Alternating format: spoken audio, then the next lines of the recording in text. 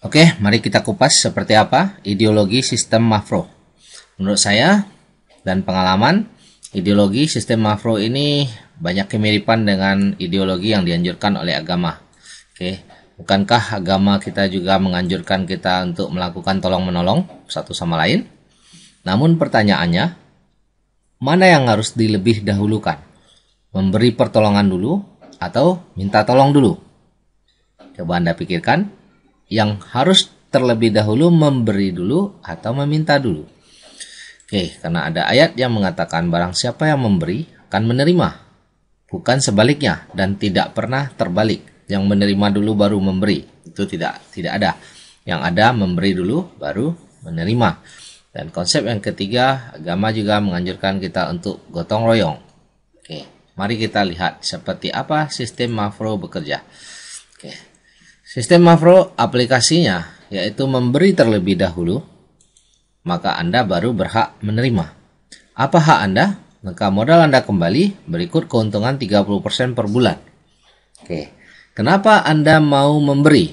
Nah, kenapa banyak orang mau memberi? Karena mereka tahu saat mereka memberi, mereka juga akan menerima dan berikut keuntungan. Modal berikut keuntungan. Kepada siapa mereka memberi? Mereka memberi kepada orang yang berhak. Siapa orang yang berhak ini? Orang yang berhak adalah orang yang telah memberi. Jadi yang menerima di sini, orang yang berhak menerima adalah orang yang sudah memberi. Jadi konsepnya di sini, memberi terlebih dahulu maka dia berhak menerima, bukan terbalik. Sehingga kewajiban sudah dilaksanakan terlebih dahulu maka dia baru berhak menerima. Setelah orang ini menerima, berikut modal dan keuntungan, apakah mereka masih mau lagi mendapatkan keuntungan berikutnya? Jika iya, mereka dipersilakan untuk antri kembali untuk memberi. Nah, inilah sistem Mafro. Mereka akan berputar terus, ya, memberi dulu, baru berhak menerima. Jika masih kepingin lagi, mereka memberi lagi, maka mereka akan menerima lagi. Demikian seterusnya.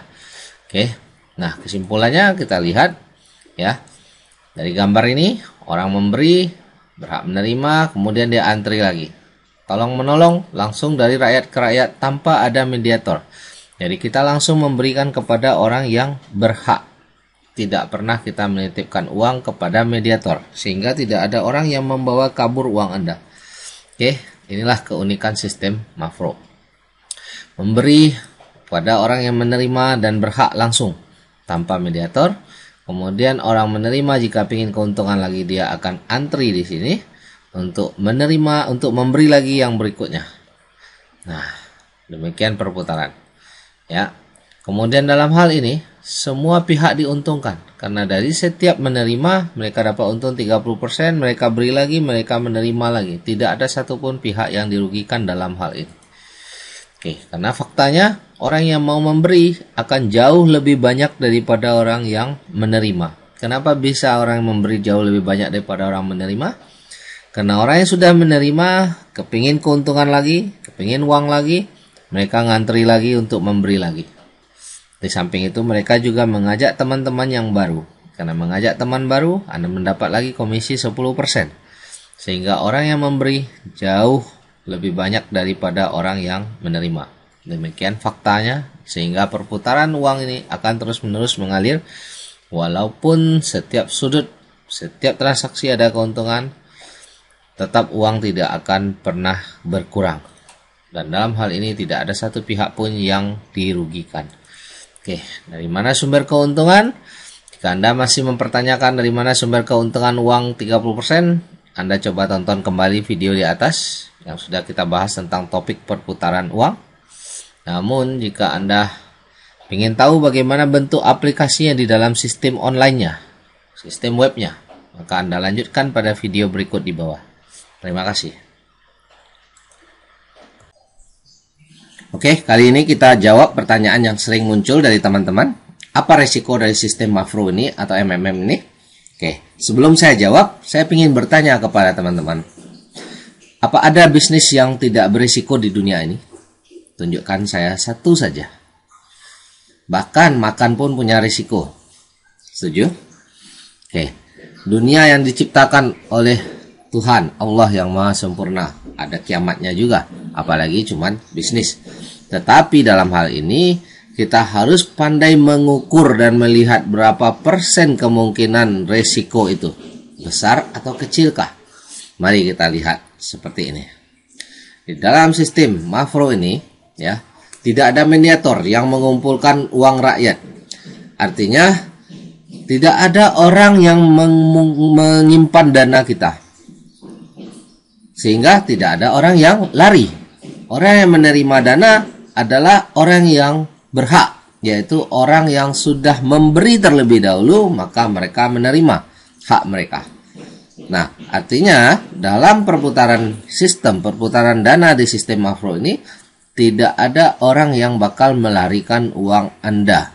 Yang ada hanyalah pergantian perputaran. Oke.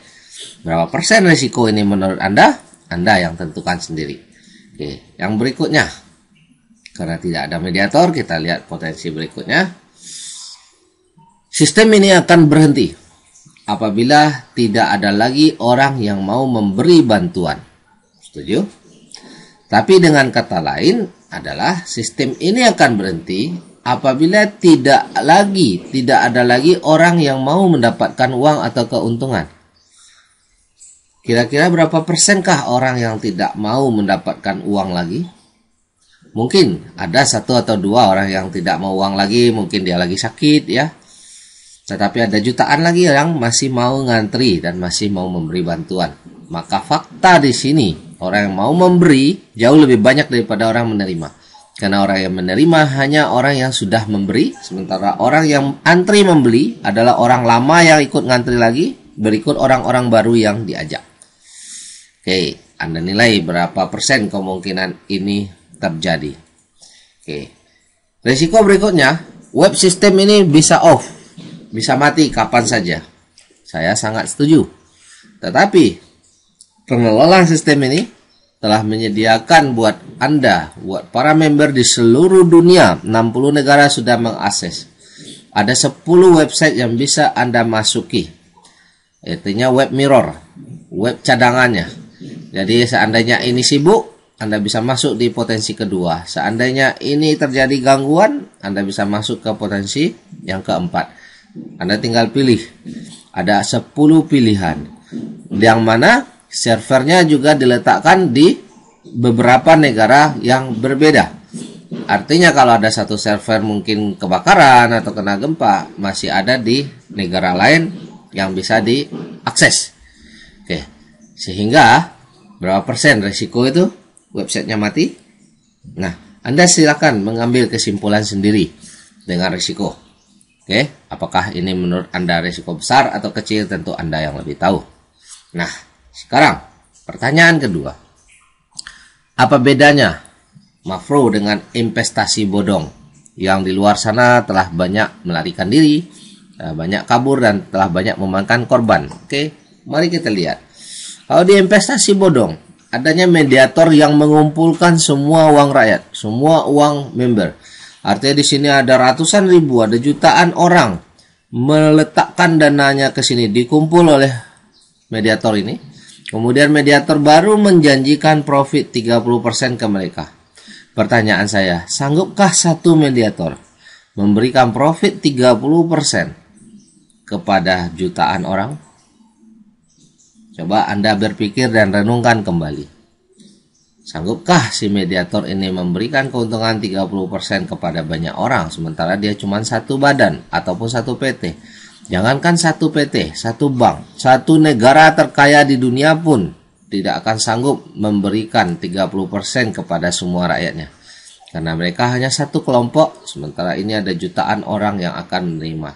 Dipastikan jebol dan pasti lari. Nah, sementara di sistem Mavro tidak ada yang namanya mediator yang mengumpulkan uang rakyat. Tidak ada mediatornya. Karena di sistem Mavro atau MMM, rakyat langsung memberikan uangnya kepada rakyat lain yang sudah berhak. Jadi rakyat ini mentransfer uang kepada rakyat berhak, berikut modal mereka kembali, berikut keuntungan 30% ini. Rakyat banyaklah yang memberikan kepada orang yang berhak, berikut modal mereka kembali, berikut profit 30% mereka sebulan. Siapa orang yang berhak ini? Orang yang berhak ini menerima ini adalah orang yang sudah memberi, bagian daripada orang banyak di sini. Jadi orang menerima hari ini adalah bagian dari orang yang memberi ini. Karena dia sudah memberi, maka giliran dia yang menerima saat ini. Maka dia sebut rakyat yang berhak menerima karena sudah memberi. Oke. Maka orang yang menerima, mereka menerima kembali modalnya dan berikut keuntungannya. Kembali setiap 15 hari. Ya. Modal misalnya modal 10 juta, maka setelah 15 hari mereka menerima 11.500.000 atau per 30 hari mereka menerima 13 juta. Nah, artinya kalau modal Anda sudah kembali dalam waktu singkat, maka tentu resiko sudah tidak ada. Oke. Nah, kalau seandainya Anda masih kepingin dapat uang lagi, penghasilan lagi, maka orang ini boleh ngantri lagi ke bawah. Dia akan ngantri lagi untuk membayar lagi kepada yang berhak secara bergantian. Maka akan terjadi perputaran terus menerus. Oke. Kita lanjut. Sementara di investasi bodong, mediator hanya memberikan profit, tetapi modal ditahan. Misalnya modal Anda 10 juta, bulan depan Anda hanya menerima profit saja 3 juta. Padahal modal masih di tangan. Nah, orang banyak tertipu di sini. Mereka sangat senang mendapat 3 juta. Mereka nambah modal lagi, mengajak orang lagi. Nah, akhirnya jebol. Oke, manakah yang Anda pilih? Sistem MLM atau sistem yang ada mediator? Pilihan ada di tangan Anda. Renungkan kembali, kapan perlu tonton kembali video-video ini dari awal agar Anda bisa melihat dengan jelas perbedaan sistemnya. Salam sukses, terima kasih.